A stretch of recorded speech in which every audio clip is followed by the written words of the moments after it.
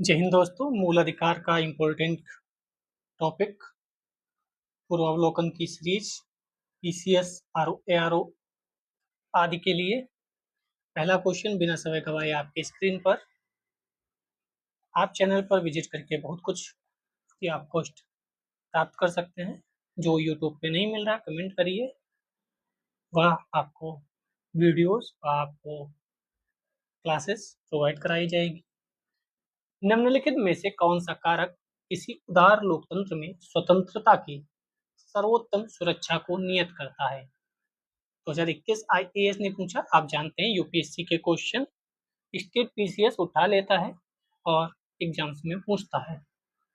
एक प्रतिबद्ध न्यायपालिका, शक्तियों का केंद्रीकरण, निर्वाचित सरकार, शक्तियों का पृथक्करण। तो एक स्वतंत्रता का मतलब शक्तियों का पृथक्करण, इसका आंसर दिया गया था। एक प्रतिबद्ध न्यायपालिका से तात्पर्य है न्यायपालिका सरकार की नीतियों के संदर्भ में प्रतिबद्ध हो, इसलिए गलत था। तो इतना हमें देखने की आवश्यकता नहीं है, लेकिन ये क्वेश्चन कॉपी पेस्ट होकर आ जाए तो ध्यान रखिएगा। निम्नलिखित में से कौन सा एक सही है या गलत, उस पर सर्किल करेंगे। भारतीय संविधान में मूल अधिकारों को शामिल करने के लिए नेहरू रिपोर्ट 1928 ने समर्थन किया था। भारत सरकार अधिनियम 1935 मूल अधिकारों को प्रश्रय दिया गया। अगस्त प्रस्ताव ने मूल अधिकार शामिल किए और क्रिप्स मिशन ने भी। तो आपने हिस्ट्री वाली क्लास जब हम लोग तो पूर्वावलोकन की सीरीज कर रहे थे, प्लेलिस्ट है डिस्क्रिप्शन बॉक्स में, वहां भी पढ़ा था कि नेहरू रिपोर्ट आई थी। ये जवाहरलाल नेहरू जी नहीं थे, ये मोतीलाल नेहरू जी थे, जवाहरलाल नेहरू जी के पिताजी। तो वहां मूल अधिकार की बात हुई थी। थर्ड नंबर, निम्नलिखित में से किस व्यक्ति ने मूल अधिकारों को हमारे लोगों के लिए एक प्रतिज्ञा तथा सभ्य विश्व के साथ किया गया समझौता कहा था? जवाहरलाल नेहरू जी ने, या भीमराव अम्बेडकर जी ने, या डॉक्टर राजेंद्र प्रसाद जी ने, या doctor S Radhakrishnan? PCS 2021 Radhakrishnan साहब ने कहा था क्या हमारे लोगों के लिए एक प्रतिज्ञा सभ्य विश्व के साथ किया गया एक समझौता है। 4 नंबर, मौलिक अधिकार क्या हैं? वाद योग्य हैं, या अवाद योग्य हैं, या लचीले हैं, या कठोर हैं? तो वाद योग्य हैं। ऐसा नहीं है कि मौलिक अधिकार आपको मिल गए तो आप जो चाहो वो करोगे, नहीं, समय समय के अनुसार आप,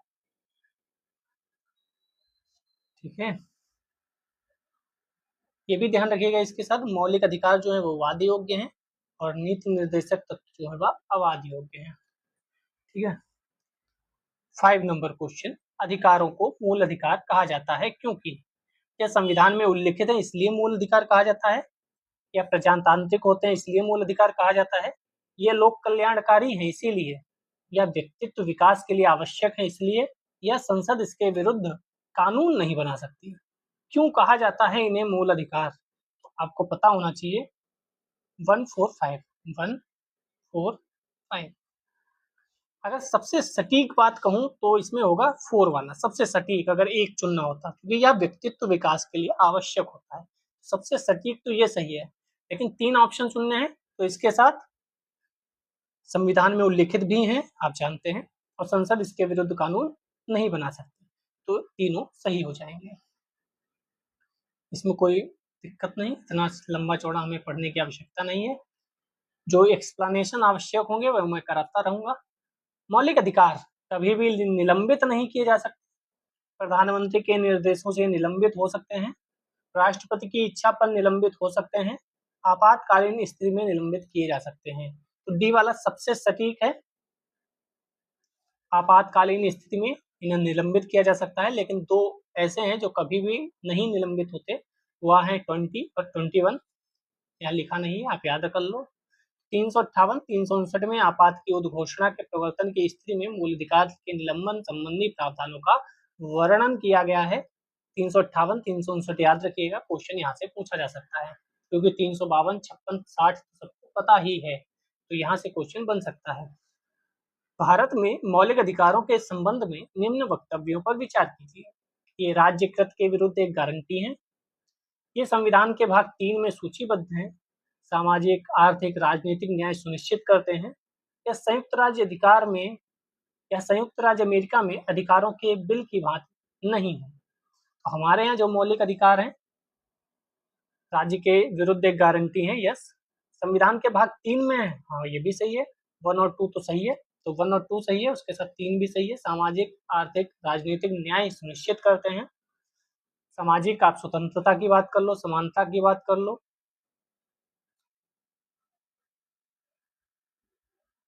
4 में राजनीति निर्देशक तत्व दिए गए हैं, भाग 4 में।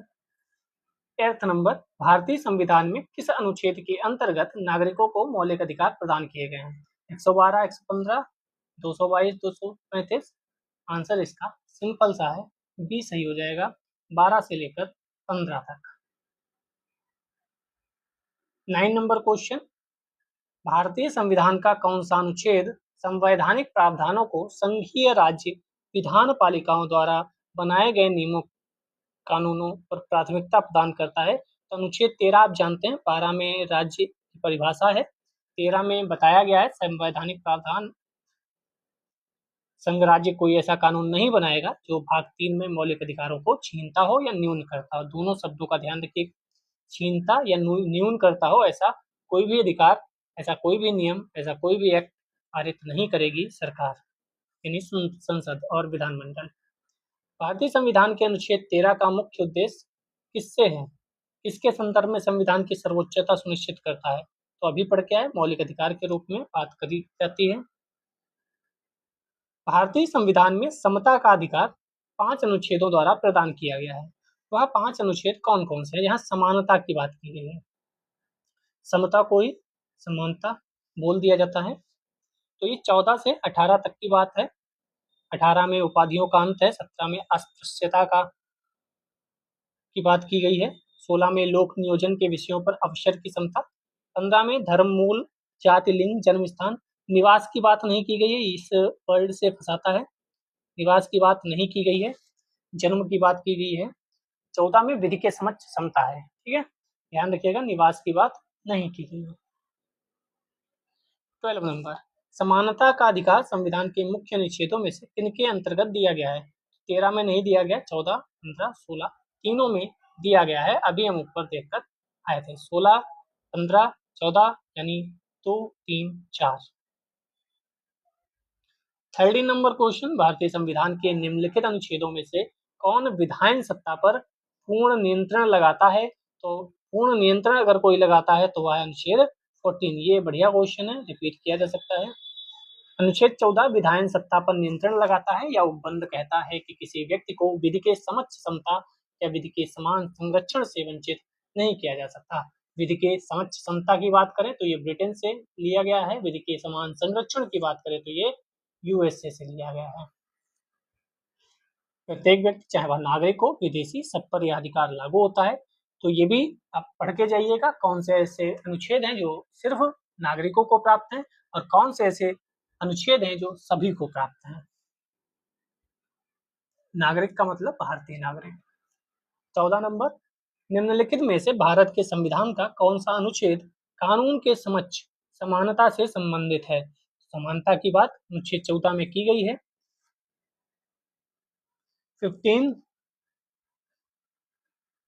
कानून के समक्ष समानता की बात है, तो कानून के समक्ष समानता या कानून का समान संरक्षण, इन दोनों की जब बात आएगी तो हम 14 को टिक करेंगे। कानून के समक्ष समता या कानून का समान संरक्षण, दोनों अनुच्छेद 14 बहुत पूछा जाता है। आईएएस 2021 कानून को लागू करने के मामले में कोई विधान जो किसी कार्यपालक अथवा प्रशासनिक अधिकारी को अनिर्देशित, अनियंत्रित विवेकाधिकार देता है, वह संविधान के निम्नलिखित अनुच्छेदों में से किसका उल्लंघन करता है? तो अभी पढ़कर आ रहे हैं 14, 14, 14। विधि का शासन या विधि के समान संरक्षण या विधि के समक्ष समता, ये सब बातें आएंगी तो हम अनुच्छेद 14 को याद करेंगे। विधि का नियम या कानून का अधिराज्य का मतलब क्या है? सभी के लिए एक कानून, सभी के लिए एक न्यायतंत्र, सभी के लिए एक कानून, सभी के लिए एक राज्य, सभी के लिए एक राज्य, सभी के लिए एक न्यायतंत्र, सभी के एक के लिए सभी कानून और सभी के लिए एक न्यायतंत्र। इसमें से ज्यादा सही कौन सा है? विधि का नियम का मतलब होता है विधि का शासन चले, ना कि किसी व्यक्ति, किसी संस्था या किसी सरकार का। तो सभी के लिए एक कानून होगा और सभी के लिए एक न्यायतंत्र होगा। अगर मैंने कोई गुनाह किया है, सेम गुनाह आपने किया है, तो हम भी उसी तरीके से कोर्ट में जाएंगे, आप भी उसी तरीके से कोर्ट जाएंगे, हम पर भी उन्हीं धाराओं में चीजें होंगी, आप पर भी उन्हीं धाराओं में चीजें होंगी, हम पर भी उतनी ही वर्ष का पेनल्टी सजा लगेगी, आपको भी उतनी ही वर्ष की पेनल्टी सजा लगेगी। लेकिन आप जानते हैं भारतीय संविधान में हर जगह युक्त युक्त निर्बंधन टाइप का शब्द है, लिमिटेशंस हर जगह हैं। अब मान लो मैं दिव्यांग व्यक्ति हूँ, आप ठीक व्यक्ति हैं, तो वहां पर न्यायाधीश महोदय कुछ चीजें कर सकते हैं, या मैंने जो गुनाह किया वो अपने बचाने के लिए, अपने आप को सुरक्षित करने के लिए, अपनी जान बचाने के लिए किया था, आपने जो गुनाह किया वो उस इंटेंशन से ही किया था। तो यहाँ पर भी चीजें चेंज हो सकती हैं, हो सकता है मुझे कम सजा मिले, आपको ज्यादा सजा मिले। तो अगर वहाँ पे कोई अलग टाइप की सिचुएशन है, समान हम आप नहीं हैं, हमारा कुछ और है, आपका कुछ और है, तो कानून बदल जाएंगे, तो चीजें बदल जाएंगी। हो सकता है एक वृद्ध व्यक्ति जो खड़ा भी ना हो पा रहा हो, उसे कुर्सी दे दी जा सकती है, लेकिन आप वहाँ पर ये नहीं कहेंगे यहाँ समानता नहीं है, क्योंकि वहाँ पर चीजें अलग हो जाती हैं। जिस तरीके से आप देखते हैं सीढ़ी बनी होती है कहीं जाने के लिए, साथ में एक ऐसा होता है जो फिसलने वाला होता है, जिसके पैरों में दिक्कत है वह उस पर कुर्सी पर बैठ के और उससे जा सकता है। तो ये सब जो चीजें हैं अलग टाइप की बात होती है, लेकिन बाकी समान न्याय, समान न्याय तंत्र, समान कानून, सब कुछ सेम रहता है। कई बार, चलिए छोड़िए। 18 नंबर, धर्म आदि के आधार पर विभेद का प्रतिषेध। भारत के संविधान का अनुच्छेद 15 एक मूल अधिकार है जिसे इसके अधीन वर्गीकृत किया जाएगा। धर्म की स्वतंत्रता का अधिकार, शोषण के विरुद्ध अधिकार, तो धर्म तो अलग है, शोषण अलग है, सांस्कृतिक अलग है, समता का अधिकार यहाँ पर बात होगी, समता या समानता का अधिकार। 19 नंबर, मद्रास राज्य बनाम दोराई राजन 1951 के मुकदमे में भारतीय सर्वोच्च न्यायालय के निर्णय के परिणाम स्वरूप निम्नलिखित में से किस मौलिक अधिकार को संशोधित किया गया? 1951 देश के आजादी के संविधान बनने के तुरंत बाद की कहानी है। तो इस केस को याद रखिएगा, दो चार केस हैं जो बहुत महत्वपूर्ण हैं। इसमें बी वाली घटना जो है वह सही है, भेदभाव के विरुद्ध अधिकार, इसको पढ़ लेते हैं, इम्पोर्टेंट है। मद्रास राज्य बनाम चंपकम दोराई राजन 1991 के मुकदमे में माननीय सर्वोच्च न्यायालय के निर्णय के परिणाम स्वरूप भेदभाव के विरुद्ध अधिकार अनुच्छेद 15 को संशोधित किया गया। इसमें संविधान का पहला ही संशोधन था, उसकी धारा 2 जो थी वह अनुच्छेद 15(4) जोड़ा गया, अनुच्छेद 15(4). इसके तहत क्या था कि सामाजिक शैक्षणिक दृष्टि से पिछड़े वर्गों की उन्नति के लिए या अनुसूचित जातियों, अनुसूचित जनजातियों के लिए राज्य द्वारा विशेष उपबंध कर सकने हेतु प्रावधान किया गया था। तो ये केस किससे संबंधित, ये ध्यान रखिएगा, भेदभाव के विरुद्ध अधिकार। जैसे मैंने बोला कि भेदभाव वहां पर हो सकता है कि मैं पैरों में मेरे दिक्कत है और मैं कह रहा हूँ कि मेरे पास ऐसी सुविधा नहीं है कि मैं जीने से चढ़ पाऊँ, सीढ़ी से चढ़ पाऊँ, मेरे लिए वो अलग से जो सरकने वाली वो होती है ना, तो उसको शब्द नहीं याद आ रहा, उसको बना दिया जाता है, ठीक है। उस पर कुर्सी से, वो कुर्सी कौन सी होती है, उस पर बैठ के एक आदमी लिया जा सकता है। वहां पर आप ये नहीं कहोगे कि भेदभाव आपके साथ हो रहा है, ठीक है। 20 नंबर क्वेश्चन, संविधान के अनुच्छेद के अंतर्गत शिक्षण संस्थाओं में, जिसमें गैर सरकारी, गैर अनुदान प्राप्त भी सम्मिलित हैं, पिछड़ों, अनुसूचित जाति जनजाति हेतु आरक्षण की सुविधा प्रदान की गई है। तो ये अनुच्छेद 15(5) है। 15 ओपन करके भी पढ़ लीजिएगा, 16 ओपन करके पढ़ लीजिएगा, 19 ओपन करके पढ़ लीजिएगा। ये 3 ऐसे हैं जो ओपन करके भी पढ़ लीजिएगा। 15(1), 2, 3, 16(1), 2, 16 का ही क्वेश्चन अभी हाल फिलहाल में शायद ARO में ही आया था, 16(1) या 16(4) कुछ था। 21 नंबर क्वेश्चन, संविधान के किन अनुच्छेदों के अनुसार ओबीसी को आरक्षण के प्रावधान किए गए हैं? तो ये 15(4) और 16(4) था, शायद ऐसे ही कुछ क्वेश्चन था, यही शायद क्वेश्चन था या ऐसे ही कुछ था। ARO में आप अगर पेपर देखे हो तो कमेंट कर सकते हैं। तो 15(4) और 16(4) याद रखिएगा, और 15(6) और 16(6) भी याद रखिएगा। 103 संविधान संशोधन आर्थिक रूप से दुबले दुर्बल दुर्बल वर्गों के लिए आरक्षण के प्रावधान की बात की गई थी। ठीक है, चलिए सेम क्वेश्चन है 23। भारतीय संविधान में जैसा निहित है निम्न में से कौन सा समानता के मौलिक अधिकार में सम्मिलित नहीं है? कानून के समक्ष समानता 14 में है, अवसर के समानता 16 में है, सामाजिक समानता 15 में है, आर्थिक समानता की बात कहीं नहीं की गई है। आर्थिक समानता मौलिक अधिकार में मूल अधिकार में शामिल नहीं है। बहुत इंपॉर्टेंट क्वेश्चन बनता है ये, कई बार क्वेश्चन अलग अलग एग्जाम्स में पूछा गया है। फिर से याद दिला दूं, मूल अधिकार में कानून के समक्ष समानता, सामाजिक समानता, अवसर की समानता है, आर्थिक समानता की बात नहीं की गई है। नीचे फिर क्वेश्चन देखो, आपको वैसा मिल जाएगा। सामाजिक, आर्थिक, राजनीतिक क्षेत्रों में समान आधार निर्मित करने के उद्देश्य से राज्य असमान लोगों के लिए भिन्न व्यवहार कर सकता है। तो ये तो मैंने अभी बताया कि मैं और आप अगर असमान हैं तो वहां पर चीजें बदल सकती हैं। मैं अगर बैठ नहीं पा रहा हूँ, इतना बीमार हूँ, खड़ा नहीं हो पा रहा हूँ, इतना बीमार हूँ, तो मुझे बैठने के लिए व्यवस्था कर दी जा सकती है। आप ये नहीं कह सकते इन्हें कुर्सी दे दी मुझे नहीं दी, क्योंकि वह हम आपसे असमान हैं, हम बैठ नहीं पा रहे, बीमार हैं, आप तो बैठ सकते हो। समान लोगों में विधि समान होगी, समान रूप से प्रशासित की जाएगी, ये भी सही बात है। ठीक है, ए आर दोनों सही हैं, ए का सही स्पष्टीकरण आर है। ठीक है, ये भी सही है, समान है अगर दोनों तो समान ही बातें होंगी, वह अपवाद स्वरूप चीजें हो जाती हैं। 25, मान लो कोई आईसीयू में है और उसकी बात सुनना आवश्यक है और वो कोर्ट नहीं आ सकता, तो ये थोड़ी कहोगे नहीं कोर्ट आओगे, कटघरे में खड़े होकर ही अपनी बात कहोगे, तब तो फिर समस्या हो जाएगी। तो असमान जगह असमानता हो सकती है।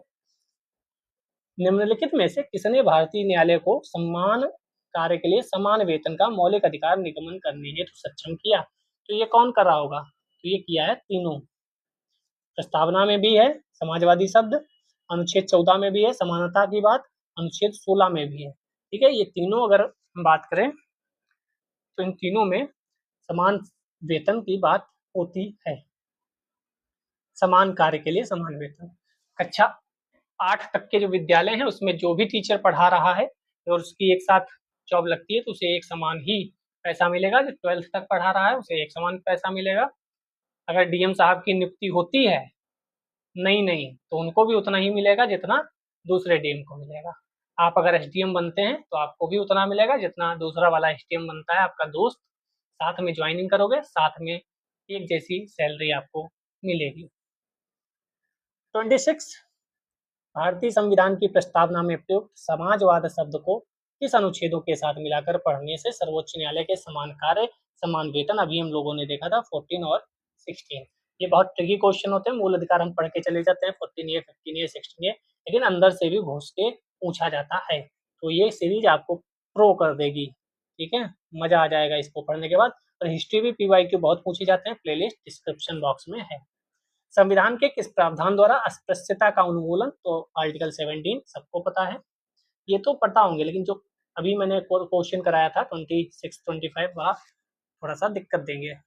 भारतीय संविधान का कौन सा अनुच्छेद अस्पृश्यता, स्पीड में भागेंगे जहां सेम चीजें हैं। अस्पृश्यता 17, तेज भागेंगे थोड़ा सा। 17 अस्पृश्यता के बाद अस्पृश्यता या छुआछूत बात एक ही है 17। इसको पढ़ लेते हैं। जनजाति और अनुसूचित जाति को किस अनुच्छेद के अंतर्गत मौलिक सामाजिक आर्थिक राजनीतिक सांस्कृतिक अधिकार दिया गया है? इसके अंतर्गत है तो 17, क्योंकि वहां पे छुआछूत अस्पृश्यता की बात है। अब ये देखो ट्रिकी क्वेश्चन है, अब बताओ आपको पता था ये?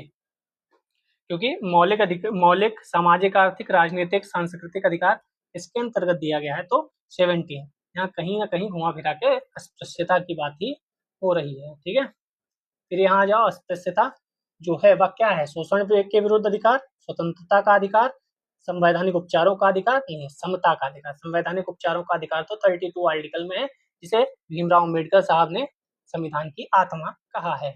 आईएएस ने 2020 में पूछा, सोचो, लेकिन घुमा फिरा के पूछा गया क्वेश्चन। फंस जाते क्यों? क्यों पूछा गया पता है?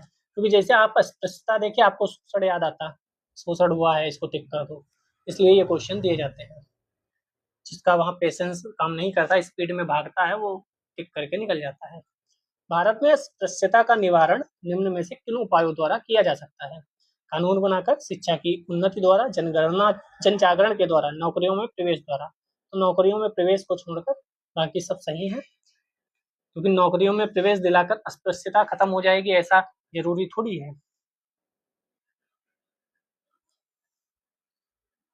35 थोड़ा सा लेंदी क्वेश्चन है, बीईओ में पूछा गया, बताओ इतना लंबा चौड़ा।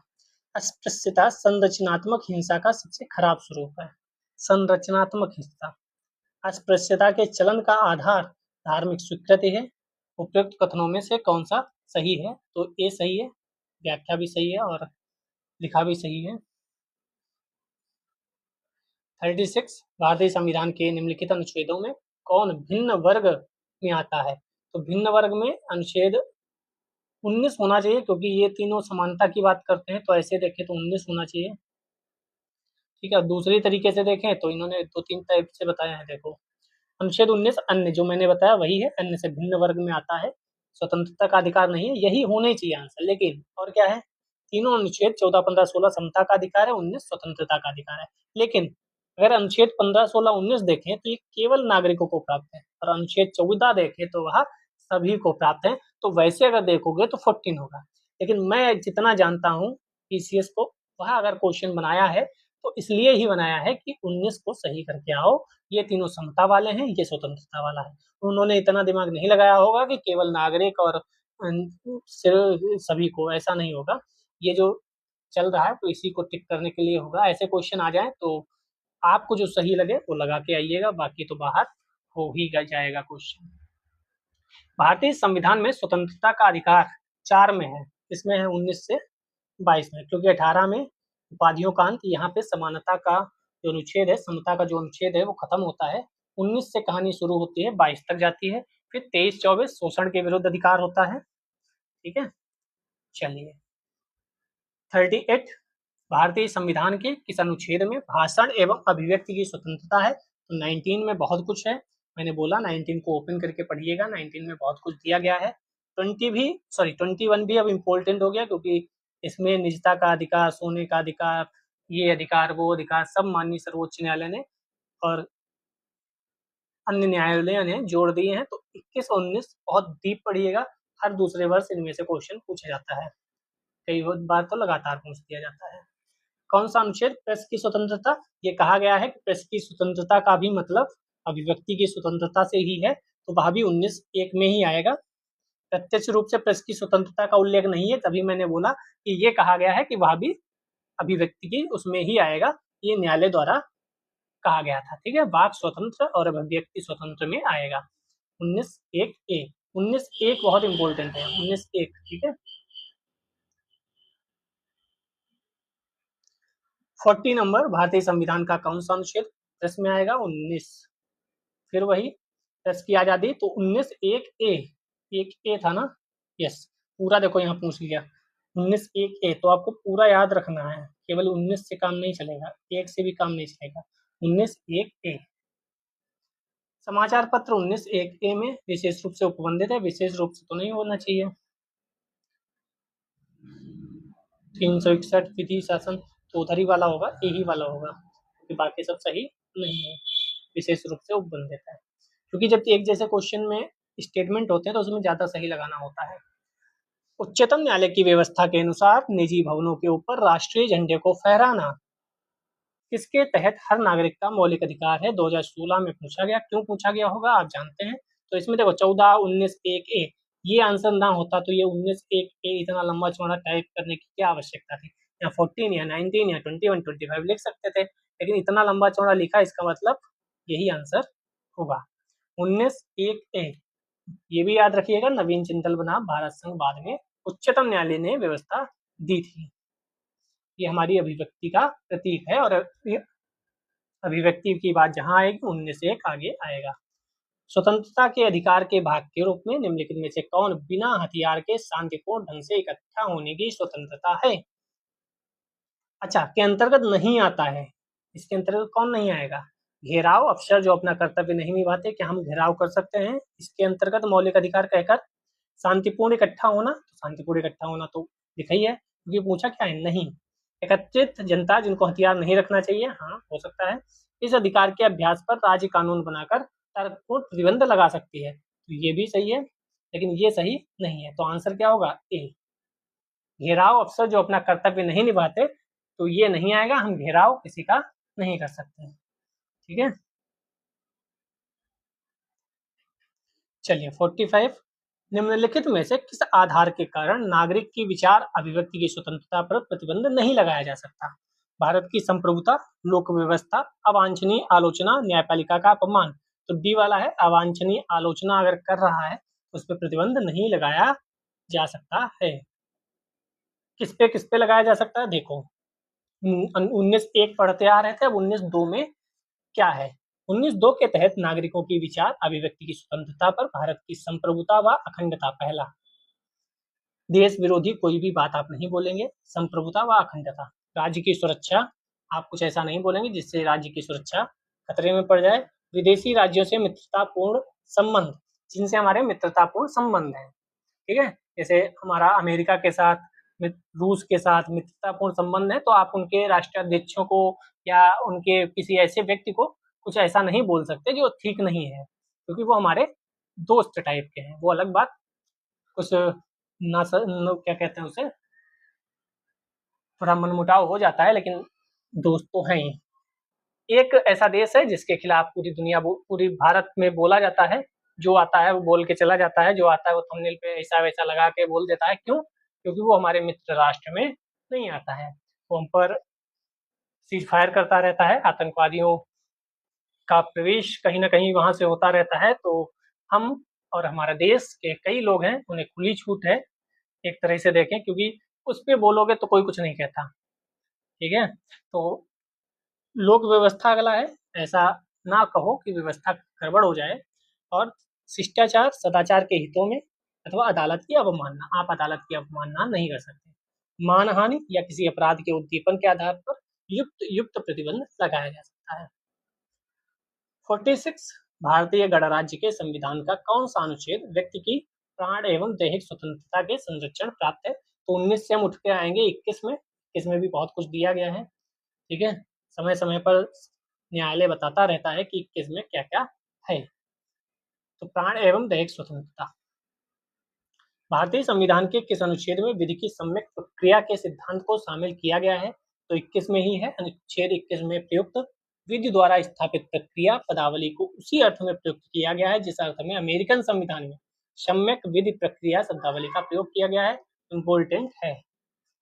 48, भारतीय संविधान का कौन सा अनुच्छेद व्यक्ति के विदेश यात्रा के अधिकार को संरक्षण प्रदान करता है? तो यहाँ पर पहले तो ध्यान देने वाली बात क्या है कि आपके प्यारे, भारत में अगर यात्रा करनी है तो दूसरा अनुच्छेद है, और अगर विदेश यात्रा करनी है तो दूसरा अनुच्छेद है। तो अगर भारत की यात्रा की बात करेंगे तो आर्टिकल 21 की बात करनी पड़ेगी।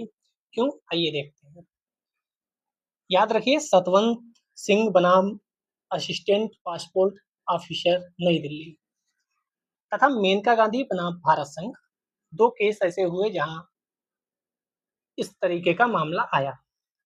के मामलों में यह अभी निर्धारित किया गया कि अनुच्छेद 21 में प्रयुक्त, अनुच्छेद 21 में जो लिखा है दैहिक स्वतंत्रता, इस शब्दावली में संचरण का अर्थात इच्छा अनुसार कभी भी कहीं भी जाने का अधिकार आता है, जिसमें विदेश भ्रमण भी शामिल है। ठीक है, तो दैहिक स्वतंत्रता की जो शब्दावली है उसको बताया गया, उसके अंतर्गत है कहीं भी यानी विदेश यात्रा जाने का।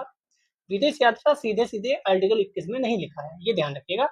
समय समय पर सर्वोच्च न्यायालय बताता रहता है कि संविधान में किस शब्द का क्या मतलब होता है और किस बात का क्या मतलब होता है। इसीलिए 21 को इतना ओपन कर दिया है सर्वोच्च न्यायालय ने कि आपको रटते रटते रटते रटते सुबह हो जाएगी, लेकिन वह महत्वपूर्ण है, एक क्वेश्चन वहां से आ ही जाता है। निम्नांकित में से किन्हें सर्वोच्च न्यायालय ने मौलिक अधिकार के रूप में मान्यता दी है? आवास का अधिकार, विदेश यात्रा का अधिकार, समान कार्य के लिए समान वेतन का अधिकार। तो आप जानते हैं तीनों अधिकार हैं, आवास का भी अधिकार दिया है, सोने का भी, शांति से सोने का भी अधिकार दिया गया है। इसीलिए 10 बजे के बाद डीजे वगैरह बंद करा दिया जाता है कहीं कहीं। निम्नलिखित अधिकारों में से कौन सा अधिकार अनुच्छेद 19(1) डी और अनुच्छेद 21 से मिलाकर पढ़ने पर प्राप्त होता है? तो मैंने बोला पहले 60 को ओपन करवा के देख लो, 15 को भी ओपन करके याद कर लो, 19 को भी ओपन करके देख लो। 19(1) डी पूछा गया है, ठीक है। तो 19(1) डी और 21 के अंतर्गत बात करें तो एकांतता का अधिकार, हमें एकांत में रहने का अधिकार है। अगर मैं बोल नहीं रहा हूँ, किसी से बातचीत नहीं कर रहा हूँ, तो आप फोर्स नहीं कर सकते। यहाँ पर कई चीजें दी गई हैं, देखिए कहाँ पर चीजें हैं। हाँ, यहाँ पे देखो, मैं जो बोल रहा था ना 21 और 19 भारत के अंतर्गत और विदेशों में घूमने का अधिकार, वो यहाँ पे लिखा है। संविधान के अनुच्छेद 19(1) डी भारत के राज्य क्षेत्र में सर्वत्र अबाध संचरण का अधिकार है, और अनुच्छेद 21 में विदेश यात्रा में घूमने का अधिकार है। एकांतता और निजता का अधिकार, राइट टू प्राइवेसी, 19 डी और 21 दोनों में आता है। तो आपको क्या याद रखना है, ये वाला राज्य क्षेत्र में भारत के कहीं भी अगर आप घूमना चाह रहे हैं तो 19 के तहत जाएंगे और विदेश व्यापार 21 के तहत जाएंगे, ये ध्यान रखिएगा। जस्टिस के एस पुट्टास्वामी बना भारत संघ बाद में 9 सदस्यीय संविधान पीठ बनी, उसमें निजता के अधिकार को संविधान के अनुच्छेद 21 में अंतर्निहित तथा संविधान के भाग 3 द्वारा गारंटीकृत स्वतंत्रताओं का भाग मानते हुए संवैधानिक संरक्षण प्रदान किया गया है, ठीक है। इसके अंतर्गत क्या क्या आता है, एक बार मैं लिस्ट बताए दे रहा हूँ, यहाँ से क्वेश्चन बनते हैं। समय समय पर अनुच्छेद 21 के अंतर्गत क्या क्या जुड़ता चला गया।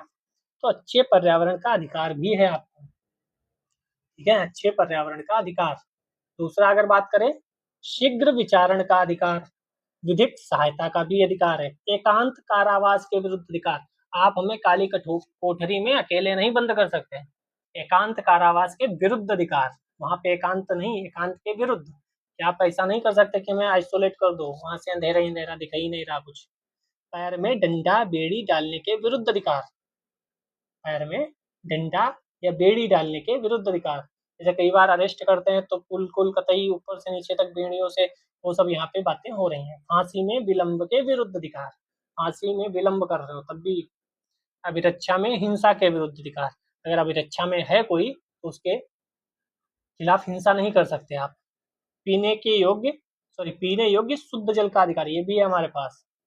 तो ऐसे चीजें हैं जो आपको फंसा सकती हैं। अच्छी सड़कों का अधिकार, ये भी फंसाया जा सकता है। अच्छी सड़कों का अधिकार हमारा मौलिक अधिकार है, जब सड़क पे चले तो याद रहे अच्छी सड़कों का अधिकार हमारा मौलिक अधिकार है।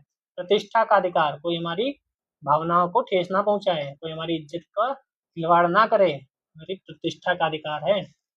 इसीलिए हम मानहानि का मुकदमा कर सकते हैं कि अगर आपने हमारी प्रतिष्ठा को कुछ किया तो। एक चिकित्सक द्वारा घायल को चिकित्सीय सहायता, ये भी है, चिकित्सक को घायल है कोई तो उसे चिकित्सीय सहायता दो। कार्यस्थल पर महिलाओं के लैंगिक उत्पीड़न के विरुद्ध अधिकार भी इसके अंतर्गत शामिल होता है। 12, 11, 9, 8, 6, ये कुछ ऐसी हैं जो आपको फंसाया जा सकता है यहाँ पर। तो अब तो हमने देख लिया निजता का अधिकार किसके अंतर्गत आएगा, अनुच्छेद 14, अनुच्छेद 17, अनुच्छेद 21, अनुच्छेद 21 के तहत आएगा। भारत के संविधान के किस अनुच्छेद के अंतर्गत निजता का अधिकार संरक्षित है, तो अभी देख कर आए अनुच्छेद 21। अब 21 पे बहुत क्वेश्चन बने हैं, यहाँ भी देख लो 21 ही होगा। अपनी पसंद, हाँ ये वाला, अपनी पसंद के व्यक्ति से विवाह करने के किसी व्यक्ति के अधिकार को कौन संरक्षण देता है, तो 21। हम उससे ही शादी करेंगे जिसको हम पसंद करते हैं, जीवन साथी चुनने का अधिकार। लेकिन ये बात ध्यान रखिएगा, माँ बाप से अच्छा कोई नहीं होता। 1% माँ बाप भले खराब हो, शादी तो माँ बाप के आशीर्वाद के साथ ही होनी चाहिए। आप जब किसी लड़के को मना सकती हो, आपका लड़का नहीं, आपका पार्टनर आपको मना सकता है, तो माँ बाप को भी मनाया जा ही सकता है, ठीक है। क्योंकि मजा तभी है जब सब साथ हो। निम्नलिखित में से कौन संविधान के अनुच्छेद 21 के दायरे में नहीं आता, तो 21 के दायरे में कौन नहीं आता, अभी पढ़ के आए थे। चिकित्सक द्वारा घायल को चिकित्सीय सहायता, कार्यस्थल पर महिलाओं का लैंगिक उत्पीड़न, पानी की गुणवत्ता, मृत्युदंड। तो मृत्युदंड नहीं आता, सिंपल सा है, बाकी तीनों तो पढ़ के आए थे हम लोग, ठीक है। जगमोहन सिंह बनाम स्टेट ऑफ उत्तर प्रदेश के मामले में सर्वोच्च न्यायालय ने, तो ये आपको यूपीएससी करनी है तो आपको ये सब चीजें पढ़ के रखनी चाहिए। बनाम इसके केस में क्या कहा गया? 55 निम्न में से कौन सा एक अधिकार राष्ट्रीय आपातकाल तक में भी समाप्त या सीमित नहीं किया जा सकता? यही मैंने बोला था अभी, 21 और 20 कभी समाप्त नहीं होते। बी आंसर सही है। व्यक्तिगत स्वतंत्रता और जीवन का अधिकार 20-21 कभी भी खत्म नहीं होते। 44वें संविधान संशोधन के बाद अनुच्छेद 21 में प्रदत्त प्राण एवं दैहिक स्वतंत्रता का मौलिक अधिकार, ये ध्यान रखो, यहाँ पे लिखा है सभी मूल अधिकार स्थगित किए जा सकते हैं, परंतु 21 और 20 को स्थगित नहीं किया जा सकता। दूसरी ओर सशस्त्र विद्रोह के कारण आपातकाल अगर घोषित हो रहा है, यानी सशस्त्र विद्रोह घर के अंदर की ही बात है, अगर तो 21, 20 के साथ साथ 19 भी खत्म नहीं होगा। अगर घर की बात है, अभी पड़ोसी से लड़ाई हो जाए तो 19 भी खत्म कर सकते हो, लेकिन घर की बात है, यहाँ प्रोटेस्ट वगैरह हो रहे हैं तो 19 खत्म नहीं कर सकते। 56 उच्चतम न्यायालय के किस मामले के निर्णय के कारण संविधान के अनुच्छेद 21 के कार्यक्षेत्र का विस्तार कर शिक्षा के अधिकार को शामिल किया गया? तो शिक्षा का अधिकार, उन्नीकृष्णन बनाम आंध्र प्रदेश, शिक्षा का अधिकार भी आप जानते हैं 21 के अंतर्गत है, 14 वर्ष तक की आयु के बच्चों वाला, ठीक है। अनुच्छेद 45-41 के आलोक में निर्धारित करना, ये सब आपने पढ़ा होगा। चलिए 57 मूल अधिकार आज कंप्लीट करके ही रखेंगे, पढ़िए और आंसर दीजिए। 6 वर्ष की आयु से 14 वर्ष की आयु के बीच सभी बच्चों को शिक्षा का अधिकार मूल अधिकार है, संवैधानिक अधिकार है, तो इसका मूल अधिकार है, पहले मूल अधिकार नहीं था। आइए पढ़ते हैं, इंपॉर्टेंट है। 86वां संविधान संशोधन 2002 माननीय अटल बिहारी वाजपेयी जी के द्वारा प्राथमिक शिक्षा को मूल अधिकार बना दिया गया। प्राथमिक शिक्षा को मूल अधिकार बना दिया गया। इसके द्वारा संविधान के भाग 3 में नया अनुच्छेद 21 का जोड़ा गया, और 21A भी लिखा मिल सकता है कहीं, 21 का या 21A। 6 से 14 वर्ष याद रखिएगा, 6 से 14 वर्ष, 6 से 14 वर्ष, 6 से 14 वर्ष। पहले ये अनुच्छेद 45 में था, तो अब 45 में क्या कह दिया गया कि 6 वर्ष तक आयु पूर्ण करने के सभी बच्चों को आरंभिक शिशुत्व, यानी 6 से छोटे वाले जो हैं वह अनुच्छेद 45 में आएंगे। चलिए 58 चलते हैं। भारतीय संविधान में संशोधन करके शिक्षा का अधिकार कब जोड़ा गया? भारतीय संविधान में संशोधन करके शिक्षा का अधिकार कब जोड़ा गया? तो यहाँ पे आंसर होगा 1 अप्रैल 2010। क्यों? क्योंकि वो आ तो वहीं गया था, कब? 2002 में, लेकिन ये 1 अप्रैल 2010 से प्रभावी हुआ। यहाँ पे प्रभावी सोचना चाहिए था, प्रभावी लिख दे तो बेहतर रहता, ठीक है। सूचना का अधिकार अनुच्छेद 19 का में ही है, 19(1) में सूचना का अधिकार, प्रेस की स्वतंत्रता का अधिकार, वो सब सूचना होगी तभी आप अभिव्यक्ति कर पाओगे, बोल पाओगे। 59 निम्न में से कौन सा एक मानव अधिकार भारतीय संविधान के अंतर्गत मौलिक अधिकार भी है? तो सूचना का अधिकार अभी मैंने बोला, रुको,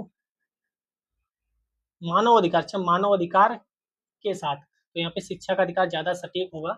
निम्न में से कौन सा मानव अधिकार, मानव का अधिकार जो है ज्यादा सही वह शिक्षा का अधिकार है, ठीक है, शिक्षा आवश्यक है। चलिए आगे बढ़ते हैं, क्वेश्चन नंबर 61। भारत के संविधान में शोषण के विरुद्ध अधिकार द्वारा निम्नलिखित में से कौन से परिकल्पित हैं? मानव देह व्यापार और बंधुआ मजदूरी का निषेध, अस्पृश्यता का उन्मूलन, शोषण के विरुद्ध की बात की गई है। यही मैं पिछले क्वेश्चन जो अभी कुछ देर पहले पढ़ा था वहां मैंने बताया था, IAS ने पूछा था 2020 में, पहला था उसमें शोषण के विरुद्ध अधिकार।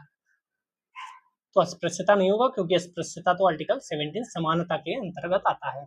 अल्पसंख्यकों के हितों की सुरक्षा, कारखाना खदान में बच्चों का जो होता है वो, तो 1 और 4 के अंतर्गत है। धर्म की भी बात, यहाँ अल्पसंख्यकों की बात नहीं हुई है, चाहे वह धर्म हो चाहे भाषा, तो ये दोनों नहीं है। शोषण के विरुद्ध अधिकार सही से पढ़िए, आर्टिकल 23 और 24 इसमें आते हैं। 23 में क्या है?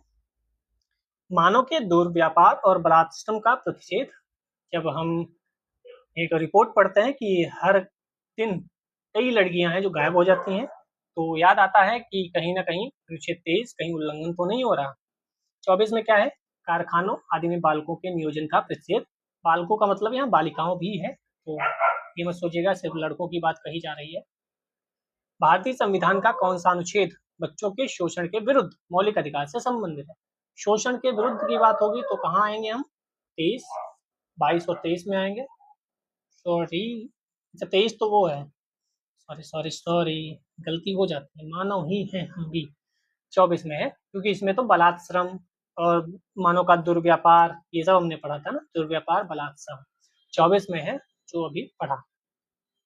चलिए 63 पे चलते हैं। भारत के संविधान का अनुच्छेद 24 जोखिमपूर्ण कार्यों से संबंधित कारखानों में बालकों के नियोजन का निषेध करता है। पूर्ण, युक्त या निषेध? क्या पूर्ण निषेध, कोई युक्त यहाँ नहीं, यहाँ कोई काम है तो करा लो, नहीं, पूर्ण रूप से प्रतिबंध, मतलब पूर्ण रूप से प्रतिबंध। फॉलो कितना होता है? 64 भारत के संविधान के अंतर्गत कौन सा अनुच्छेद कारखानों में बालक? तो अभी देख क्या है, अनुच्छेद 24 था, मूल अधिकारों से संबंधित, फिर वही बालक वाला, तो सी 24 होगा। आईसीसीपीआर के अनुच्छेद द्वारा बाल अधिकार को सुरक्षित किया गया है, तो बाल अधिकार को सुरक्षित वही 24। ठीक है, आगे बढ़ते। संविधान का कौन सा अनुच्छेद दोष सिद्धि के संबंधों में अभिव्यक्ति को दोहरे दंड एवं स्व अभिशंसन से संरक्षण प्रदान करता है? तो दोहरे दंड, एक बार सजा मिल गई तो दोबारा नहीं मिलेगी, अनुच्छेद 20 में कहा गया है। ठीक है, एक बार अगर सजा मिल गई तो दोबारा उस कार्य के लिए तो नहीं मिलेगी। और दूसरा क्या है? स्व अभिशंसन, हमसे खुद नहीं आप उगलवा सकते कि भाई ये खुद कह रहा है इसने चोरी की इसलिए सजा दी जाए। ठीक है, तो 20(3) में क्या है? किसी अपराध के लिए अभियुक्त किसी व्यक्ति को स्वयं अपने विरुद्ध साक्षी होने के लिए बाध्य नहीं कर सकता। कि तुम स्वयं कहो कि हाँ मैंने ऐसा कार्य किया, उस अधिकार स्वरूप मुझे जेल हो जाएगी कि मैंने खुद के विरुद्ध गवाही दी, ये सब नहीं होगा। 20(2) में कहा गया है अपराध के लिए एक बार अगर सजा मिल गई तो दोबारा नहीं मिलेगी। 68 किसी अपराध के अभियुक्त को स्वयं अपने विरुद्ध गवाह बनने के लिए, तो 20(3) में है, बहुत इंपॉर्टेंट है, ये भी ध्यान रखिएगा। तो कहोगे पुलिस उगलवाती तो है, हाँ तो वो इसलिए उगलवाती है कि उन्हें ये श्योर हो जाए कि हाँ आपने गलती की, अब वो सबूत ढूंढेंगे। समझ में आया? वो इस आधार पे नहीं जाएंगे कि हाँ सर इसने कबूल कर लिया तो इसे सजा सुना दो, नहीं, वो तुमसे ये श्योरिटी मांगते हैं कि हाँ तुमने अगर किया तो उन्हें ये पता है, अब हमें बस सबूत ढूंढना है। पहले तो उन्हें यही पता करना होता है कि भाई इसने किया भी है कि मैंने दूसरे को तो नहीं पकड़ लिया। शक शक होता है ना, पहले शक यकीन में बदले, इसलिए पूछते हैं। अगर तुमने कह दिया हाँ भाई हमने किया है तो फिर वो सबूत ढूंढते हैं। सबूत पेश करना आवश्यक है। किसी व्यक्ति को एक ही अपराध के लिए एक बार से अधिक, तो वही 20 में लिखा हुआ है, कोई दिक्कत नहीं। बंदी बनाया गया व्यक्ति मौलिक अधिकारों की रक्षा किस अनुच्छेद में है? तो ये भी 22 में है, 20, 21, 22। बंदी बनाए गए व्यक्ति के मौलिक अधिकारों की रक्षा किस अनुच्छेद में है? 22 में है। अगर किसी को गिरफ्तार किया गया है तो गिरफ्तारी के कारण उसे अवगत कराएं, अभिरक्षा में निरुद्ध नहीं रखा जाएगा। रुचि के विधि व्यवसायी यानी वकील आप कर सकते हैं, उससे परामर्श करने के लिए आप रोक नहीं सकते। तो गिरफ्तारी और निरोध, गिरफ्तारी की बात होगी तो 22 आपको याद आना चाहिए। 71 कौन सा सुमेलित नहीं है? बढ़िया क्वेश्चन पूछा झारखंड ने। 22(1) स्वयं की पसंद के अधिवक्ता द्वारा प्रतिरक्षा का अधिकार। अगर हमें कोई अरेस्ट कर रहा है तो हम अपने वकील से बात करेंगे। आप मूवी में देखते होंगे बड़े लोग जो हैं वह कहते हैं मुझे अपने वकील से बात करने दीजिए। आपको किसी ना किसी को बताना भी होता है, सिर्फ उसको पकड़ के उठा के लाद नहीं ले गए, आपको घर वालों को इन्फॉर्म करना होता है हम इसे ले जा रहे हैं। तो 22(4), तो इसमें जो सही नहीं है 22(2) है। विधि द्वारा उन परिस्थितियों का निर्धारण कर सकेगी जिसके अंतर्गत 3 माह से अधिक निरुद्ध किया जा सकता है, ये सही नहीं है, बाकी तीनों सही है। 72 प्रत्यक्ष बंदीकरण अधिनियम के अंतर्गत एक व्यक्ति बिना मुकदमा कितने दिन? तो अभी पढ़ के आए 3 माह। फिर आ जाओ प्रिवेंटिव डिटेंशन के अंतर्गत एक व्यक्ति को बिना मुकदमा चलाए कितने दिन? 3 माह तक। तो ऐसे भी क्वेश्चन आते हैं, हम सिर्फ 21, 22, 23, 24 पढ़ के चले जाते हैं, क्वेश्चन यहाँ से आ जाता है और गलत हो जाता है। 74 भारत के संदर्भ में निम्नलिखित कथनों पर विचार कीजिए। जब एक कैदी पर्याप्त आधार प्रस्तुत करता है तो ऐसे कैदी को पैरोल मना नहीं का मामला बन जाता है। तो पैरोल नहीं दी जाती अगर आधार प्रस्तुत कर दे तो। पैरोल मना नहीं का मतलब समझते हैं, कैदी को पैरोल पर छोड़ने के लिए राज्य सरकारों को अपने नियम है। तो बी तो सही है, केवल दो, पहला गलत है। आईएएस में दिया गया। अब कोई आतंकवादी है वो आधार प्रस्तुत कर दे तो ऐसा थोड़ी है उसे रिहा कर दिया जाएगा, और भी फैक्टर देखे जाते हैं ना। कैदी को दंडादेश के निलंबन के साथ रिहा करने की प्रणाली है पैरोल, क्योंकि आप जानते हैं कई लोग पैरोल पे बाहर आते हैं। रिहाई के सामान्यतः कैदी के व्यवहार के आधार पर अवधि हेतु सशर्त अधिकारों के, तो वही है मतलब, ठीक है, बहुत सी चीजें देखी जाती हैं। 75 नंबर क्वेश्चन, धार्मिक स्वतंत्रता के अधिकार के प्रावधान के अंतर्गत सम्मिलित है धर्म प्रचार करने का अधिकार, सिखों को कृपाण धारण करने रखने का अधिकार, राज्य को समाज सुधारक विधि निर्माण का अधिकार, धार्मिक निकायों को लोगों का धर्म परिवर्तन कराने का अधिकार। तो इसमें से धर्म परिवर्तन को अगर हम छोड़ दें तो बाकी सभी अधिकार शामिल हैं। ठीक है, धार्मिक स्वतंत्रता के मौलिक अधिकार के प्रावधानों के अंतर्गत धर्म प्रचार करने का अधिकार, राज्यों का समाज सुधारक विधि निर्माण का अधिकार 25 में है। ठीक है, सिखों को कृपाण धारण करने रखने का अधिकार है, धर्म परिवर्तन का अधिकार नहीं है। ठीक है, संविधान के किस अनुच्छेद के अंतर्गत, संविधान के किस अनुच्छेद के अंतर्गत सिखों द्वारा कृपाण धारण करने का धार्मिक स्वतंत्रता का अंग माना जाता है? तो अभी पढ़कर आए हम लोग अनुच्छेद 25 में। ठीक है, 77 नंबर क्वेश्चन देख लेते हैं। भारतीय संविधान के अनुच्छेद 25 का संबंध किससे है? समानता का अधिकार, संपत्ति के अधिकार से, या फिर धर्म की स्वतंत्रता से, या अल्पसंख्यकों की सुरक्षा से? तो अभी पढ़कर आए, धर्म की स्वतंत्रता से है। 78, भारतीय संविधान के अनुच्छेद 25 में प्रयुक्त हिंदू शब्द किसे कहते हैं? बौद्ध, पारसी, जैन, सिख। तो पारसियों को छोड़ दें, नहीं पूछा था इसीलिए पारसियों को छोड़ दें, तो बाकी सब हिंदुओं शब्द में प्रयुक्त होते हैं। ये अभी बड़ा इंपॉर्टेंट क्वेश्चन है। 25(2) में कहा गया है हिंदू शब्द मतलब बौद्ध, जैन, सिख भी इसमें शामिल होंगे, पारसी शामिल नहीं है। 79, संविधान के अनुच्छेद 25 के अनुसार धर्म स्वातंत्र का अधिकार इसके अधीन नहीं है। नहीं है पूछा गया है, तो ये मानववाद के अधीन नहीं है। लोक व्यवस्था, सदाचार, स्वास्थ्य, ये तीनों बात कही गई है, इसके अधीन है। ठीक है, 80 नंबर, अनुच्छेद 26 की बात है, धार्मिक कार्यों के प्रबंध की स्वतंत्रता पर क्या प्रतिबंध लगाया गया है? क्या प्रतिबंध है? तो इसमें डी वाला सही है। 1 लोक व्यवस्था, 4 सदाचार, 5 स्वास्थ्य। लोक व्यवस्था गड़बड़ हो रही है, सदाचार और स्वास्थ्य गड़बड़ हो रहा है, तो उससे चीजें रोकी जा सकती हैं। कोरोना का समय याद करें। कौन सा सही सुमेलित नहीं है? 23 में मानव दुर्व्यापार बलात्श्रम का प्रतिबंध है। 24 में कारखानों आदि में बालकों के नियोजन का प्रतिषेध है। 26 धार्मिक कार्यों के प्रबंध की स्वतंत्रता है। 29 नहीं, शिक्षण संस्थानों की स्थापना, प्रशासन, अल्पसंख्यक वर्गों का अधिकार, ये 29 में नहीं है। ठीक है, 30 में, अनुच्छेद 30 में। 82 पे चलते हैं, कौन सा सही सुमेलित नहीं है? नहीं है पर सर्किल अवश्य किया करिए, वरना आता हुआ क्वेश्चन भी गलत हो सकता है।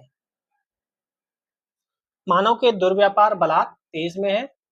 अल्पसंख्यक वर्गों के हितों का संरक्षण 29 में है। संवैधानिक उपचार 32 में है। शिक्षण संस्थानों की स्थापना अभी देख कर आए 30 में है, ना कि 31 में। ठीक है, 83 पे चलते हैं। भारतीय संविधान का कौन सा अनुच्छेद अल्पसंख्यकों को अपनी मनपसंद शिक्षण संस्थानों को स्थापित करना अभी देख कर आए थे? अनुच्छेद 33 नहीं, अनुच्छेद 30। 33 बोला तो आपको ये भी लगना चाहिए कि गलत है। अगर नहीं लग रहा तो आपका मस्तिष्क जो है वह कहीं और विचरण कर रहा है, उसे बुलाकर लाइए और यहाँ क्लास में बिठाइए। भारतीय संविधान के निम्नलिखित में से किस अनुच्छेद में यह व्यवस्था की गई है कि सभी अल्पसंख्यकों को अपनी रुचि की शिक्षण संस्थानों की स्थापना? घुमा फिरा के क्वेश्चन पूछे जाते हैं, 30 30 30।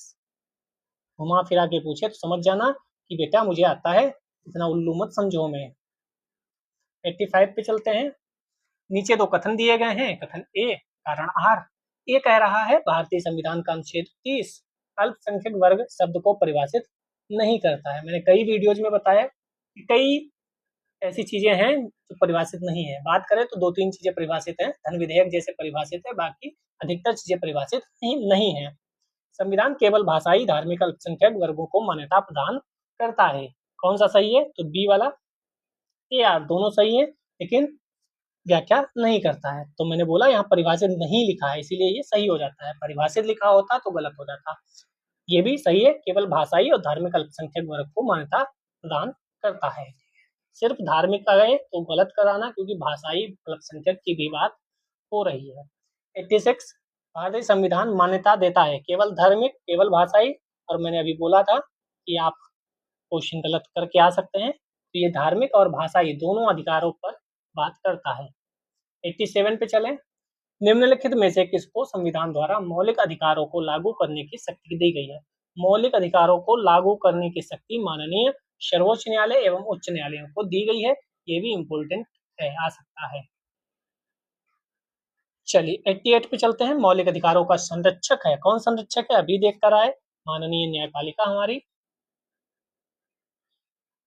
89 संविधान के अंतर्गत मूल अधिकारों का संरक्षक है, फिर सेम क्वेश्चन, सर्वोच्च न्यायालय। 80 के बाद 90 पे चलते हैं। भारतीय संविधान के अंतर्गत निम्नलिखित में से किसे मूल अधिकारों का संरक्षक माना गया? सेम न्यायपालिका। एक नागरिक को मौलिक अधिकार का रक्षक माना गया है, सेम उच्चतम न्यायालय या न्यायपालिका। न्यायपालिका होगी तो न्यायपालिका लगाएंगे, न्यायपालिका नहीं होगी तो उच्चतम न्यायालय को लगाएंगे। 92 कौन सा सही नहीं है? के मुंशी संविधान का प्रारूप बनाने वाली समिति के एक सदस्य थे, सही बात, सही थे। ये कांग्रेसी नेता थे। भारतीय संविधान द्वारा कल वाले क्लास में हमने देखा था कि मुंशी ने एक बात कही थी, वो भी आई थी एग्जाम में, तो ये लोग जो कहते थे वह भी कभी कभी पूछ लिया जाता है। संविधान सभा द्वारा भारतीय संविधान स्वीकार किया गया तभी तो है। बलवंत राय मेहता समिति रिपोर्ट 1957 द्वारा पंचायती राज की संस्तुति की गई। संविधान के अंतर्गत मूल अधिकारों का संरक्षण राष्ट्रपति को बनाया गया, तो यहीं पे तो गड़बड़ कर दी साहब, राष्ट्रपति को नहीं बल्कि न्यायालय को बनाया गया है। 93 निम्नलिखित में से कौन से अधिकार भारतीय संविधान के अनुच्छेद 32 के अंतर्गत प्रवर्तित किए जा सकते हैं? तो 32 के अंतर्गत कौन से हैं? तो अभी पढ़कर आ रहे हैं, वही है मौलिक अधिकार, मौलिक अधिकार, मौलिक अधिकार। अनुच्छेद 32 को भीमराव अम्बेडकर साहब ने संविधान की आत्मा कहा है। तो संविधान की आत्मा प्रस्तावना को किसने कहा है? कोई एक व्यक्ति है जिसने प्रस्तावना, उद्देशिका, प्रियम्बल को भी संविधान की आत्मा कहा है। ये देखो आ भी गया, बी आर अम्बेडकर साहब ने संविधान की आत्मा किसे कहा है? तो डी वाला ऑप्शन सही होगा, संवैधानिक उपचार। आर्टिकल 32 कई बार पूछा गया है, आप अभी रिपीट देखेंगे। 95 पे चलते हैं। निम्नलिखित कथनों पर विचार कीजिए, कर लेते हैं। संविधान के अनुच्छेद 32 को अम्बेडकर साहब ने आत्मा कहा है, यस कहा तो है। 32 मौलिक अधिकारों के अतिक्रमण के विरुद्ध प्रभावी उपचार का व्यवधान करता है, नहीं प्रावधान करता है, इसलिए सही भी है और व्याख्या भी कर रहा है, स्पष्टीकरण दे रहा है, इसीलिए संविधान की आत्मा कहा गया था। भारत के संविधान के किस अनुच्छेद के अंतर्गत भारत का उच्चतम न्यायालय नागरिकों के मूल अधिकारों के प्रवर्तन के विभिन्न रिट जारी कर सकता है? तो रिट वहीं जारी कर सकता है जहां संरक्षण मिलता है, अनुच्छेद 32। चलिए 97 पे चलते हैं। किस एक प्रलेख को किसी व्यक्ति की स्वतंत्रता का महानतम रक्षक माना जाता है? परमादेश, बंदी, तो बंदी प्रत्यक्षीकरण, हार्बियस कॉर्पस सबसे इम्पोर्टेंट है, इंग्लिश में कहीं लिखा ही होगा, इंग्लिश में याद रखना, इंग्लिश में भी कई बार दे दिया जाता है। तो 5 प्रकार की रिट हैं, ठीक है। आर्टिकल 32 के अंतर्गत बंदी प्रत्यक्षीकरण, परम आदेश, प्रतिषेध, उत्प्रेषण, अधिकार परीक्षा कई बार पूछी जाती हैं, ठीक है, आगे आता रहेगा, हम बताते रहेंगे। 98 व्यक्तिगत स्वतंत्रता के लिए उच्च न्यायालय निम्नलिखित में से किस रिट को जारी कर सकता है? व्यक्तिगत स्वतंत्रता, तो बंदी प्रत्यक्षीकरण सबसे इंपोर्टेंट बंदी प्रत्यक्षीकरण ही है, इसे इंग्लिश में हैबियस कॉर्पस कहते हैं। इंग्लिश में भी आ सकता है, तो इंग्लिश के वर्ड भी याद रखिए रिट में, मैं बोल रहा हूँ हैबियस कॉर्पस, ठीक है, मेंडमस, ये सब इंग्लिश में याद रखिएगा। देखो यहाँ पे दे भी दिया रिट, व्यक्तिगत स्वतंत्रता के अधिकार के लिए निम्नलिखित में से कौन सी रिट याचिका दायर की जा सकती है? देखो मेंडमस, हार्बियस कॉर्पस, को वारंटो, सर्टियोरेरी। अब आप देखो हिंदी में दिए ही नहीं, कर लो। तो हार्बियस कॉर्पस, बार बार मैं बोल रहा हूँ, सबसे इंपोर्टेंट हार्बियस कॉर्पस है। व्यक्तिगत स्वतंत्रता की बात सुमेलित कीजिए, क्या सुमेलित करना है ये, ठीक है, यहाँ पढ़ लेते हैं, यहीं से क्वेश्चन पूछे जाते हैं। बंदी प्रत्यक्षीकरण का मतलब प्रत्यक्षकरण, प्रत्यक्ष मतलब सामने लाओ, हमें शरीर चाहिए तो सीधे सीधे हो गया, तो कहने का मतलब है फिर हमारे सामने लाओ, बंदी को प्रत्यक्ष हमारे सामने लाओ। परम आदेश, परम आदेश का मतलब ये होता है आदेश देना, हम आदेश देते हैं।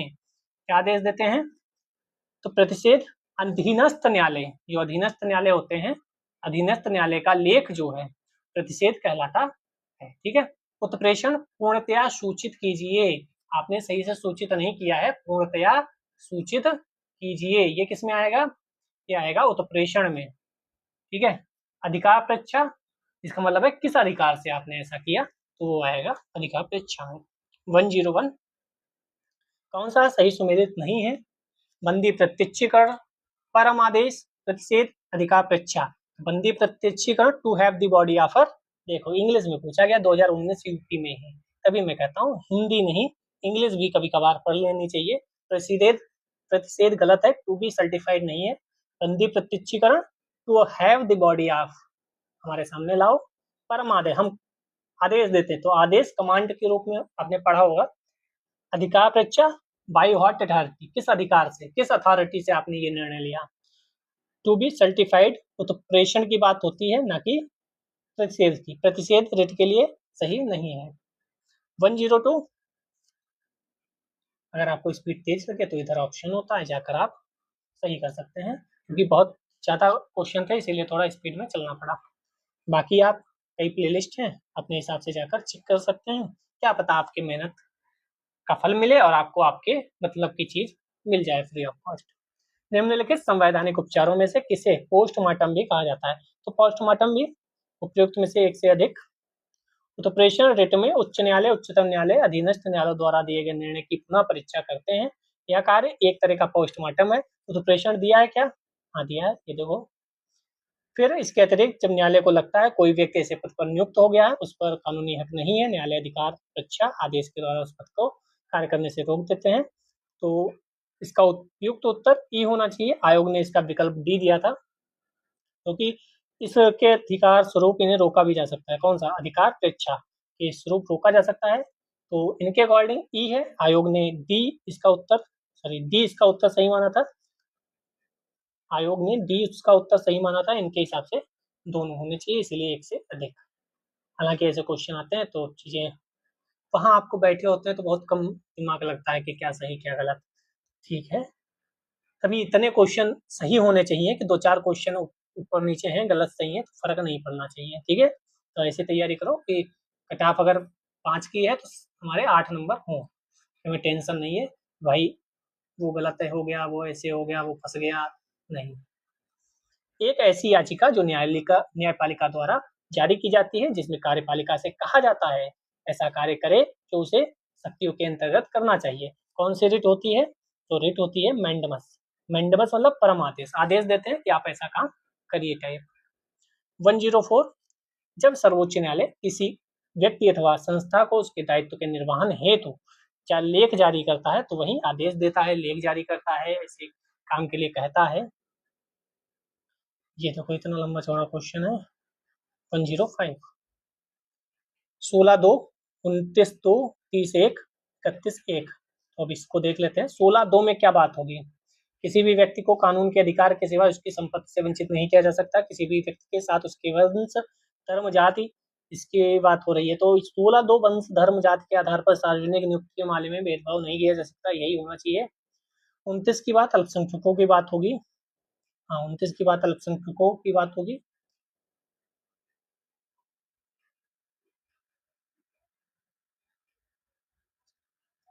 तो ये वाला इसमें होना चाहिए और ये वाला उसमें होना चाहिए। चलिए उधर देख लेते हैं आंसर इसका। तो इसका आंसर है A2B4C3, A2B4C3, A2B4, ये उल्टा हो गया, B4C3 और ये D1। थोड़ा सा कंफ्यूजन के चक्कर में गलत हो गया था, गलत चीजें आप तक नहीं पहुंचनी चाहिए। 16/2 में क्या है हम पढ़ के आए हैं, 29/2 में क्या है पढ़ के आए हैं। पूरा पढ़ा नहीं था वहाँ, केवल अल्पसंख्यक देख के लगा दिया था, इसलिए गलती हो गई। इतना लंबा चौड़ा आपने पढ़ा ही होगा, कौन पढ़े। 106 कौन सा सही सुमेलित नहीं है? अस्पृश्यता सही सुमेलित है। गिरफ्तारी एवं निरोध के विरुद्ध संरक्षण, धर्म की स्वतंत्रता, अल्पसंख्यक, यहाँ पे 23 ही गलत है, क्योंकि ये 23 के अंतर्गत नहीं बल्कि 22 के अंतर्गत है। ठीक है, पढ़ के आए हैं, अब इसमें दिमाग लगाने की उतनी आवश्यकता नहीं है। उपाधियों का निषेध 18 में आएगा। शिक्षा का अधिकार 21A में आएगा। अल्पसंख्यकों की भाषा का संरक्षण, भाषा की बात आएगी तो 29 में, धार्मिक की बात आएगी तो 26 में। यहाँ पे सही है, ठीक है। धार्मिक की बात आएगी तो 26 में, अल्पसंख्यक 29 में, शिक्षा का अधिकार 21 में, उपाधियों का 18 में। फिर आ जाओ कौन सा सही सुमेलित है। अब देखो इधर केस दिए गए हैं, ठीक है। तो पहले तो आप बी का 2 मिलाओ, क्योंकि आपको पता है अनुच्छेद 23 में इंसानों के अनैतिक व्यापार का निषेध दिया गया है। देखो क्या आंसर मिलेगा, यस क्यों नहीं मिलेगा, इसीलिए तो क्वेश्चन दिया गया है कि आपको अगर एक भी आता है तो आप क्वेश्चन का आंसर सही कर सकते हो। ये क्वेश्चन मूल अधिकार का था, बाकी तो यूं ही डाल दिया गया। अब डाल दिया गया तो पढ़ लो। मौलिक कर्तव्य, संविधान का 42वां संशोधन, आपको पता है, पढ़ते रहते हो 1976 में, तो इधर आ जाएगा। B4, संसद मौलिक अधिकारों में संशोधन कर सकती है, केशवानंद भारती केस में 1973 में सर्वोच्च न्यायालय ने कहा था। C1, मूल ढांचे का सिद्धांत मिनर्वा मिल केस में दिया गया था, ठीक है। ये भी इम्पोर्टेंट केस है, मेनका गांधी, मिनर्वा मिल्स, केशवानंद भारती, जाचिल लिहू केस, तो ये सब इम्पोर्टेंट केस हैं। किस वाद ने संसद को मौलिक अधिकारों में संशोधन का अधिकार दिया, संसद संशोधन कर सकती है, तो famous Kesavananda Bharati case, world famous, क्योंकि आप शब्द भी पढ़ोगे तो केशवानंद भारती केस आएगा। भारतीय इतिहास का सबसे महत्वपूर्ण, सबसे ज्यादा लोग यानी जज बैठे रहे, सबसे बड़ी बेंच। भारत के सर्वोच्च न्यायालय ने संविधान की मूल संरचना, बुनियादी ढांचा सिद्धांत का प्रतिपादन किस मुकदमे में किया था, तो केशवानंद भारती। ठीक है, आगे बढ़ते हैं। 11, किस वाद ने भारतीय संविधान की मूल संरचना, तो मूल संरचना अभी देख कर आए थे केशवानंद भारती, क्योंकि मिनर्वा मिल्स नहीं दिया गया है, दोनों में थी। चलिए इस पे आते हैं। भारत में संपत्ति के अधिकार की क्या स्थिति है। विधिक अधिकार, नागरिकों को प्राप्त विधिक अधिकार, किसी भी व्यक्ति को मूल अधिकार, मूल अधिकार तो नहीं, केवल नागरिक, ना तो मूल अधिकार, तो ये विधिक अधिकार है, किसी भी व्यक्ति को प्राप्त है। नागरिक कोई आवश्यक नहीं, विधिक अधिकार है, सबको प्राप्त है, विधि सबके लिए बनी है। संपत्ति का अधिकार क्या है, तो ये वैधानिक अधिकार भी है और कानूनी अधिकार भी है, दोनों है। लेकिन यहाँ पे क्वेश्चन गलत कर दिया गया होगा या बाहर कर दिया गया होगा, क्योंकि दोनों अधिकार है। ठीक है, 115 पे चलते हैं। 44वें संविधान संशोधन द्वारा संपत्ति के अधिकार को मौलिक अधिकारों की सूची से हटा दिया गया। संपत्ति का अधिकार भाग 12 300A में दिया गया है, तो दोनों सही है। कथन 1 कथन 2 दोनों सही है। 116, वर्तमान समय में भारतीय संविधान के अंतर्गत संपत्ति का अधिकार क्या है, मौलिक अधिकार नहीं है, वैधानिक अधिकार है, वैधानिक अधिकार।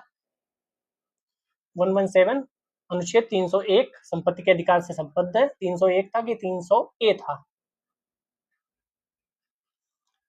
संपत्ति का अधिकार एक विधिक अधिकार है, किंतु यह मूल अधिकार नहीं है, सही। भारत के संविधान अनुच्छेद 300 का को उस समय केंद्र में कांग्रेस सरकार 44वें संविधान संशोधन द्वारा, तो केवल 2 सही है, क्योंकि 44वां था कि कोई और, 44वां था, लेकिन जनता पार्टी की सरकार थी। यहाँ क्या लिखा है, कांग्रेस सरकार, कांग्रेस सरकार उसमें नहीं थी 78 में, 1978। निम्नलिखित में से किसके द्वारा संपत्ति के मूल अधिकार को लोप कर दिया गया, तो 44वां था 1978 का, ठीक है। कांग्रेस की सरकार नहीं थी, मोरारजी देसाई जनता पार्टी के शासन में प्रधानमंत्री थे। 119 कब समाप्त किया गया, तो फिर वही 44वां 1978, फिर वही कब समाप्त किया गया, 44वां 1978, फिर वही कब समाप्त किया गया, 44वां संविधान, फिर वही संपत्ति का अधिकार जो सेम है, उसमें टाइम वेस्ट नहीं करते हैं। संपत्ति का अधिकार 44वां। मौलिक अधिकार कौन सा नहीं है, तो संपत्ति का अधिकार, अब मौलिक अधिकार नहीं बचा है। कौन सा अधिकार भारतीय संविधान में नागरिकों को नहीं दिया गया है, तो संपत्ति का अधिकार सिर्फ नागरिकों को नहीं दिया गया है। अच्छा मूल अधिकार, सॉरी मूल अधिकार, तो संपत्ति का अधिकार मूल अधिकार नहीं है। चलिए स्पीड में, क्योंकि सेम क्वेश्चन रिपीट हो रहे हैं। 127, कौन सा अधिकार प्रदान नहीं करता, भारतीय संविधान निम्न में से कौन सा अधिकार प्रदान नहीं करता। यहाँ मूल अधिकार की बात नहीं है, संविधान की बात है। तो संविधान कौन सा अधिकार नहीं प्रदान करता है, तो समान आवास का अधिकार प्रदान नहीं करता है। सबको समान आवास मिले, सबको 2 मंजिला मकान मिले, ऐसा कुछ नहीं है, ठीक है। 128, कौन सा मूल अधिकार संविधान में नागरिकों को नहीं दिया गया है। देखो कितने क्वेश्चन आए। सूचना का अधिकार, भारतीय संविधान में सूचना का अधिकार नहीं है, ये सर्वोच्च न्यायालय ने कहा था, ठीक है। किसी भी भाग में बसने का अधिकार, लिंग समानता, सब कुछ है, क्योंकि यहाँ सर्वोच्च न्यायालय ने अपने निर्णय में कहा था कि अभिव्यक्ति की स्वतंत्रता के अंतर्गत सूचना का अधिकार है, संविधान में उल्लेखित नहीं है। मैं होता तो यही क्वेश्चन पूछता और सबका बैंड बज जाता। ठीक है, सूचना का अधिकार संविधान में नहीं है। चलिए ये भी कर लें, कर लो। किसी को राष्ट्रगीत गाने के लिए बाध्य नहीं किया जा सकता, क्योंकि क्यों नहीं किया जा सकता? वाक स्वातंत्र, अभिव्यक्ति स्वातंत्र के अधिकार का उल्लंघन होगा। हमें बोलने के अधिकार में चुप रहने का भी अधिकार है। अंतःकरण की और धर्म के अबाध रूप से आचरण प्रचार करने की स्वतंत्रता के अधिकार का उल्लंघन होगा। राष्ट्रगीत गाने के लिए किसी को बाध्य करने वाला कोई विधिक उपबंध नहीं है। यहाँ ध्यान रखिएगा, राष्ट्रगीत की बात है, राष्ट्रगान की बात नहीं है। कौन सा सही होगा? सी सही होगा। 1 2 3 तीनों सही। कौन सा? बिजोई एमेनुअल बनाम केरल राज्य के बाद में सर्वोच्च न्यायालय ने निर्णय दिया राष्ट्रगीत गाने के लिए बाध्य नहीं किया जा सकता, उसका धार्मिक विश्वास करने की अनुमति नहीं देता है। राष्ट्रगीत गाने के लिए बाध्य करना वाक स्वातंत्र का उल्लंघन है। न्यायालय ने निर्णय दिया ऐसा कोई कानून नहीं है जिसके अधीन उन्हें राष्ट्रगीत गाने के लिए बाध्य किया जा सके। बाकी मैं कुछ नहीं बोलूंगा, आगे बढ़ूंगा 130 नंबर पे, क्योंकि क्वेश्चन ज्यादा है। उन मौलिक अधिकारों का चयन करें जो भारतीय नागरिकों को प्राप्त है, गैर नागरिकों को प्राप्त नहीं है। कौन से अधिकार हैं जो सिर्फ नागरिकों को प्राप्त हैं? कुछ अधिकार हैं वह आप अलग से नोट करके लिखिएगा। 1 और 3 जो है वह गैर नागरिकों को नहीं, सिर्फ भारतीय नागरिकों को प्राप्त है। भाषण, अभिव्यक्ति की स्वतंत्रता और अल्पसंख्यकों के अधिकार। जीवन, स्वतंत्रता का संरक्षण, जीवन तो सबको मिलना चाहिए। और कानून के समक्ष समता, सब बराबर है कानून के समक्ष हमारे यहाँ। हम वो देश हैं जो आतंकवादियों को भी कई वर्षों तक रोटी खिलाते हैं। फिर नहीं बोलूंगा क्योंकि आगे बढ़ना है, क्वेश्चन समाप्ति की ओर है। निम्नलिखित में से कौन सा मूल अधिकार, लाइक कमेंट शेयर कर दिया ना, ठीक है। निम्नलिखित में से कौन सा मूल अधिकार विदेशी नागरिकों को प्राप्त नहीं है? विधि के समक्ष समानता प्राप्त है, अभिव्यक्ति एवं स्वतंत्रता का अधिकार नहीं प्राप्त है। कुछ भी आप बोल नहीं सकते हमारे यहाँ आकर। बाकी शोषण के विरुद्ध अधिकार, प्राणदेह स्वतंत्रता, सब कुछ प्राप्त है। चलिए 132 पे चलते हैं। भारतीय संविधान के अंतर्गत निम्नलिखित अधिकारों में से कौन सा एक अधिकार सभी व्यक्तियों को प्राप्त है? तो सभी व्यक्तियों को विधि के समान संरक्षण, कानून के समान सभी बराबर हैं, विदेशी हो भारतीय हो कोई हो। 133 कौन से अधिकार भारत में सभी व्यक्तियों को उपलब्ध नहीं है?